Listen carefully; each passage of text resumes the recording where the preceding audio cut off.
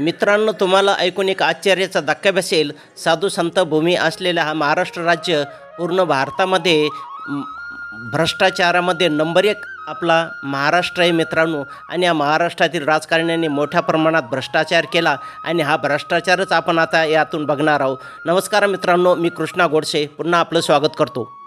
अशा प्रकारे मित्र, आपण या लाच घेणाऱ्या अधिकाऱ्यावर आपण कारवाई करू शकतो. त्यामुळं आपण सर्वांना जागे होणं आहे, तेव्हाच हा भ्रष्टाचार संपुष्टात येईल मित्रांनो.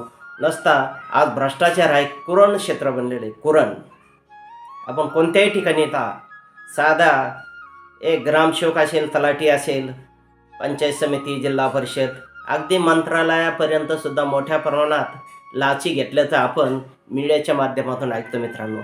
आणि याला एक जेवढं घेणारा जिम्मेदार आहे तेवढं देणारा सुद्धा जिम्मेदार आहे मित्रांनो.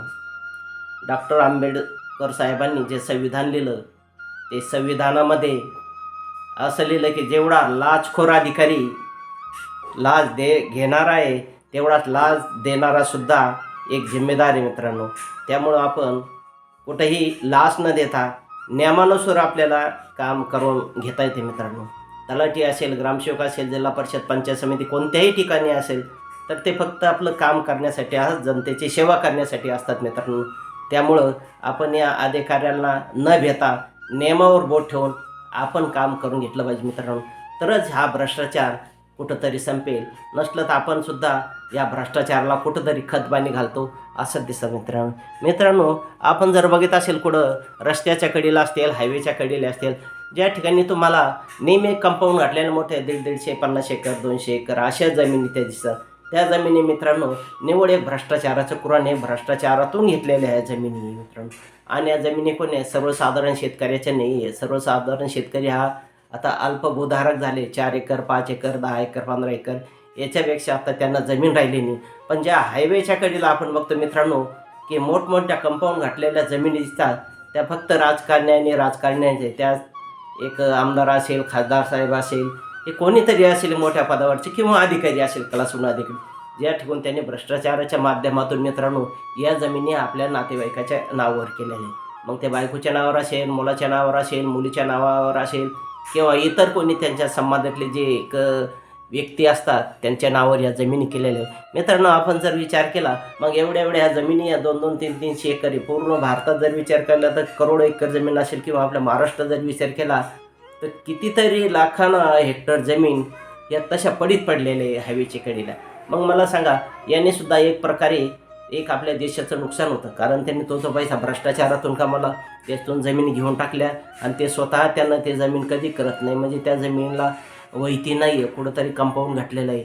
मग पुन्हा आपल्या देशाचा तोटा होतो मित्रांनो. या शेती जर आपण एक वहिती केल्या, कुठंतरी त्याच्यातून उत्पन्न काढण्याचा प्रयत्न केलं मित्रांनो, तर मोठ्या प्रमाणात उत्पन्नसुद्धा निघू शकतं. मग एकंदरीत देशाचं सुद्धा उत्पन्न बुडवणं कोणामुळं बुडवलं गेलं? हे मोठमोठे अधिकारी आहेत किंवा इतर कोणी भ्रष्ट नेते आहेत, त्यांनी त्या जमिनी घेऊन ठेवल्या आणि त्याच्यामुळं दुसरीसुद्धा आपल्या देशाची हानी म्हणजे एक उत्पन्न बुडवलं जातं मित्रांनो. आज सर्वसाधारण शेतकरी आहे तर खूप संकटामध्ये आहे मित्रांनो. तो कुठे जर साध्या तलाठ्याकडे जर गेला तर तुम्हाला 100-200 रुपये घेतल्याशिवाय तो तलाठी काम करत नाही. जिल्हा परिषद, पंचायत समितीला जर पुढे गेला असेल, एखाद्या गव्हर्नमेंटचे जे स्कीमी राबवलेले जातात, कुठं भाऊसाहेब फुंडकर फळबाग योजना असेल किंवा पाझर तलावात शेततळे असेल किंवा त्या ठिकाणी पन्नी घ्यावं लागतील किंवा कृषी विभागाकडून काही योजना राबवल्या जातात त्या ग्रामीण भागासाठी, गरीब शेतकऱ्यासाठी, त्या योजनेचा जर मित्रांनो फॉर्म भरला तरी शेतकऱ्याकडून बिना पैसे घेतल्याचं एकही अधिकारी काम करत नाही. त्यांना टेबलाच्या खालून नाही तर वरून लाच डायरेक्ट घेतात. असं प्रकरण आपल्याला कित्येक ठिकाणी बघायला मिळतो मित्रांनो. आपण काल परवाच असं ऐकले असेल की एक BB चव्हाण, उपसंचालक शिक्षणाधिकारी नाशिकचे, त्यांनी मित्रांनो खूप मोठ्या प्रमाणात भ्रष्टाचार केला. त्यांनी त्यांच्या बायकोच्या नावावर कितीतरी काही कंपन्या काढलेल्या आहेत, मुलाच्या नावावर प्रॉपर्टी. मग मला सांगा, एवढं जर अधिकारी जर खात असेल तर परत शेतकऱ्याकडून ते लाच घेतात. मग यांचं भूकबळी कशी आहे? एवढं यांचं पोट भरेल केव्हा? आज एवढी कठीण परिस्थिती असताना प्रत्येक वर्षी आपण महाराष्ट्रात बघतो, आपल्या देशात कधी अतिवृष्टी होती, अनावृष्टी होती. आणि शेतकरी हा नेहमी याच्यात भरडला जातो. कधी अतिवृष्टी होती, आता यावर्षी खूप मोठ्या प्रमाणात पाऊस पडला, शेतकरी हा देशोधडीला लागला. आता गारपीट झाली, फळबागेचं मोठ्या प्रमाणात त्याच्यात द्राक्षे असतील, तुमचा आंबा असेल, टरबूज असेल, खरबूज असेल, पपई असतील, मोसंबी असतील, पेरू तर नाही, पण या अशा खूप मोठ्या प्रमाणात नुकसान झालं. आणि एक सरकार आपण जर बघतो तर एक तुटपुंजी मदत या शेतकऱ्यांना देत असते मित्रांनो. मग शेतकऱ्यात असा दुजाभाव का? मित्रांनो, आज जर आपण बघितलं तर शेतकऱ्याच्या कापसाला असेल, तुरीला असेल, शेतकऱ्याच्या मालाला कुठेही भाव नाही. आणि जे शेतकऱ्यापासून जे एक उत्पन्न तयार होतं मित्रांनो, ते एक कच्चा माल तयार होतो, तोच कुठं जरी कंपनीत गेल्यानंतर मित्रांनो, आपण आता सोयाबीन असेल, सोयाबीनपासून तेल बनतं, ते तेलाची बॅग आज 180-190 रुपयाला झाली. सोयाबीन तुम्हाला 4-4.5 रुपयापेक्षा कोणी जास्त विचारत नाही. कापसाचे भाव 7-8 हजारावर चाललेले आहेत, तुरीचा भाव नाही आहे. आणि मग शेतकऱ्यांच्या उत्पन्नाला भाव नाही. पण जे खत असेल, बियाणे असेल, त्यांचे भाव आज मित्रांनो गगनाला भिडलेले आहे. 2014 पूर्वीचं मित्रांनो आपण बघत असेल तर तुम्हाला 10 ते 12 हजार रुपये तुम्ही कापूस शिकलेले आहे, 10 हजार रुपये क्विंटलनं तुरी दिलेले, 8 हजार रुपये क्विंटलनं तुम्हाला सोयाबीनला भाव मिळाला होता मित्रांनो. मग आज त्या गोष्टीला 2000 म्हणजे जवळपास 12 वर्ष झाले मित्रांनो. आणि या 12 वर्षात जे त्यांचं खत औषध असायचं, त्यांचे भाव किती पट वाढलेले मित्र, 4-5 भाव वाढलेले.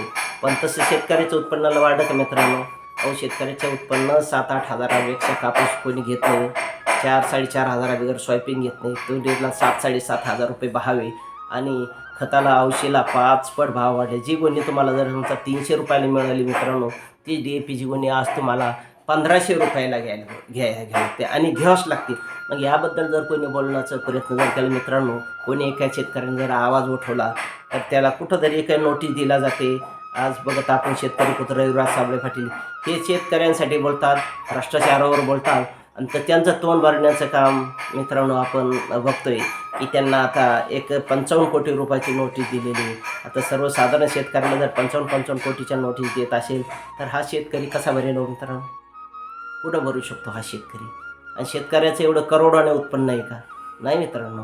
आज ते शेतकऱ्याबद्दल बोलतात आणि ते योग्य बोलतात, तरी बी त्यांच्यावर एवढे नोटीस मित्रांनो. आणि जे कोणी भ्रष्ट अधिकारी असतात त्यांच्यावर मित्रांनो ते कुठं नाही. आज आपण बघितलं असेल, महसूल मंत्र्यांनी एक आदेश दिला की प्रत्येक डिपार्टमेंटमध्ये CCTV कॅमेरे बसवते मित्रांनो. पण एक कशासाठी? तर भ्रष्टाचार रोखण्यासाठी. पण त्यांनी भ्रष्टाचार रोखेल का मित्रांनो? नाही रोखत. भ्रष्टाचार हा मुळातून उखडायचा जर असेल तर एखादा भ्रष्टाचार आधी पकडे गेला की त्याला डायरेक्ट डिसमिस केलं पाहिजे आणि त्याला डायरेक्ट जेलाची हवा मिळाली पाहिजे. आणि जो काही जेवढा भ्रष्टाचार झाला, समोरच्या व्यक्तीकडून जो भ्रष्टाचार झाला, तो भ्रष्टाचाराचा पैसा त्याच्याकडून पूर्ण वसूल होऊन त्याचे नोकरीवर गदावून त्याला जेलात पाठवले पाहिजे, तेव्हाच होईल. आता साहेब म्हणतात प्रत्येक ऑफिसमध्ये CCTV कॅमेरा, एक ठीक चांगला निर्णय आहे तुमच्यावाला. पण हे भ्रष्ट अधिकारी ते ऑफिसमध्ये लाच घेत नाही. त्यांची काहीतरी एक पाळीव प्राणी असतात, पाळीव कुत्रे, म्हणजे पाळीव माणसं त्यांची असतात, एजंट असतात, दलाल असतात. ते साहेबांनी नेमलेले असतात आणि ते रोडवर हॉटेलमध्ये कुठंतरी हॉटेलमध्ये बसून किंवा एखाद्या मोठ्या 5 स्टार हॉटेलमध्ये त्या ठिकाणी ती लाच दिली जाते. हा कॅमेरा फक्त तुम्हाला एक शोची वस्तू आणि शोभेचीच वस्तू त्या ठिकाणी देखील.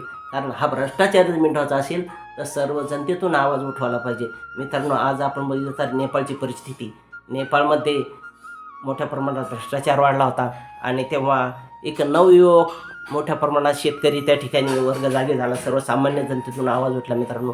आणि मोठमोठे आंदोलन झाले आणि त्या आंदोलनाच्या माध्यमातून मित्रांनो एक त्याचं नेतृत्व एक रॅपर असलेले बालन शाह, वय वर्ष 35, त्यांनी मोठी क्रांती घडवून आणली.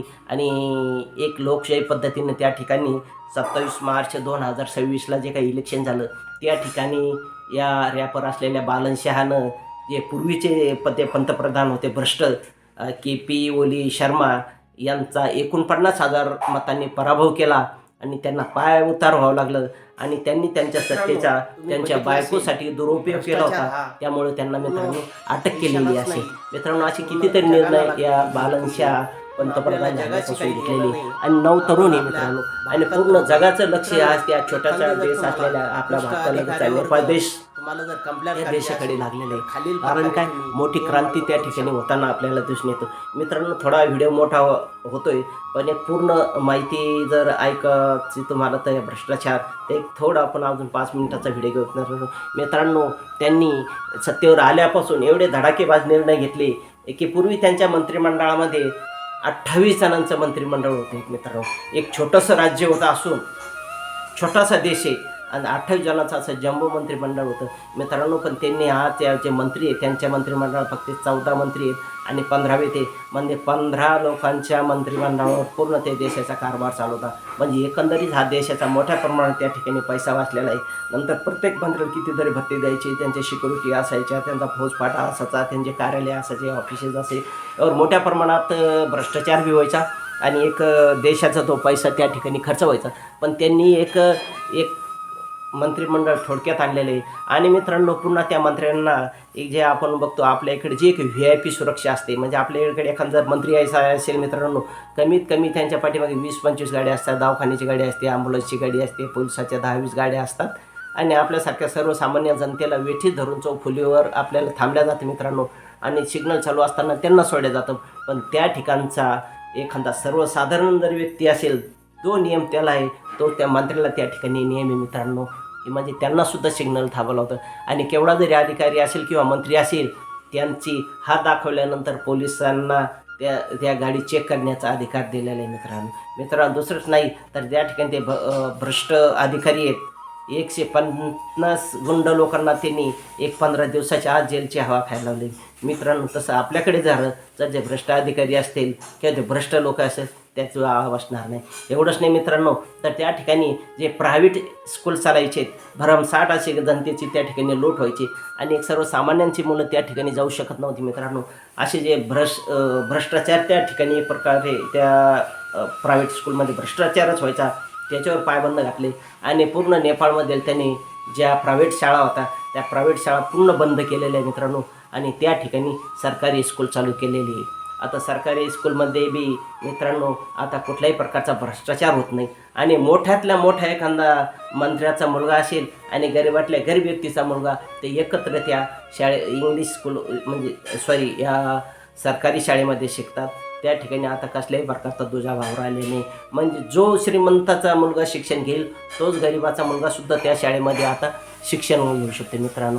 आणि त्या ठिकाणचे शिक्षण हा पूर्णतः त्यांनी एक माग केलं आहे मित्रांनो. दुसरं मित्रांनो, आपण जर सांगायची गोष्ट केली तर त्या ठिकाणी जे एक मोठमोठे हॉस्पिटल होते त्या हॉस्पिटलमध्ये सुद्धा आता भ्रष्टाचाराला आळा घातलेला आहे. आणि त्या ठिकाणी मित्रांनो 10% जागा ह्या गरीब लोकांसाठी राखीव ठेवलेलं आहे. आणि त्या ठिकाणी तसं बोर्डावरसुद्धा त्यांनी नोंद केलेली आहे की या ठिकाणी 10% खाटा ह्या गरिबासाठी राखीव ठेवलेल्या आहे मित्रांनो. आणि त्यांचा उपचार पूर्णतः फ्री आहे मित्रांनो. मला जर असं वाटेल आपला भारत आपण म्हणतो मोठ्या प्रगतीच्या वाटेवर आहे, प्रगती के राहो पे हमारा भारत आहे, तर या ठिकाणी सुद्धा असे गरिबांना सवलती मिळायला पाहिजे मित्रांनो.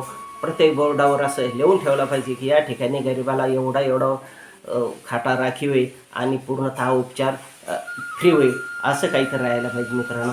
पण तसं होताना दिसत नाही मित्रांनो. गरीब शेतकरी हा वर्ग आपल्या राज्यामध्ये मोठ्या प्रमाणात आणि कुठंतरी तो दवाखान्यात जर आला मित्रांनो तर त्याची मोठ्या प्रमाणात लुबाडणूक ह्या डॉक्टरकडून होत राहते. मग त्यावर सुद्धा कुठंतरी पायबंद घालायला पाहिजे मित्रांनो. आणि प्रत्येक हॉस्पिटलमध्ये कोणता ECG असेल, कोणत्या तुमच्या टेस्ट करायच्या असतील, ब्लड ग्रुप वगैरे, तर त्यांचे पूर्ण दर हे ठराविक दर राहायला पाहिजे मित्रांनो. पण सर्वसामान्य व्यक्तीला काही नाही आहे. आणि हे डॉक्टर लोक डिस्चार्ज देताना भरमसाठ अशी फीस त्या ठिकाणी मित्रांनो उकळल्या जातील. त्यामुळं यावरसुद्धा कुठंतरी एक भ्रष्टाचार थांबायला पाहिजे. तसं नेपाळमध्ये थांबलं तशीच आपल्याकडे व्हायला पाहिजे मित्रांनो. या ठिकाणी तुम्ही कमेंट करा मित्रांनो. ज्या गोष्टी नेपाळमध्ये होऊ शकतात त्या आपल्या इकडे का होऊ शकत नाही? आपल्या इकडं सुद्धा होऊ शकते, पण फक्त या ठिकाणी इच्छाशक्ती, ते राजकारण्याची इच्छाशक्ती पाहिजे मित्रांनो. तर आपल्याकडे सुद्धा मला वाटतं एक भ्रष्टाचाराला एक आळा बसू शकतो आणि भ्रष्टाचार मोठ्या प्रमाणात कमी होऊ शकतो. पण एक राजकीय इच्छाशक्ती त्या ठिकाणी राहायला पाहिजे मित्रांनो. जर आपण विचार केला तर हा भ्रष्टाचार फक्त आणि फक्त एक सामान्य जनता रोखू शकते.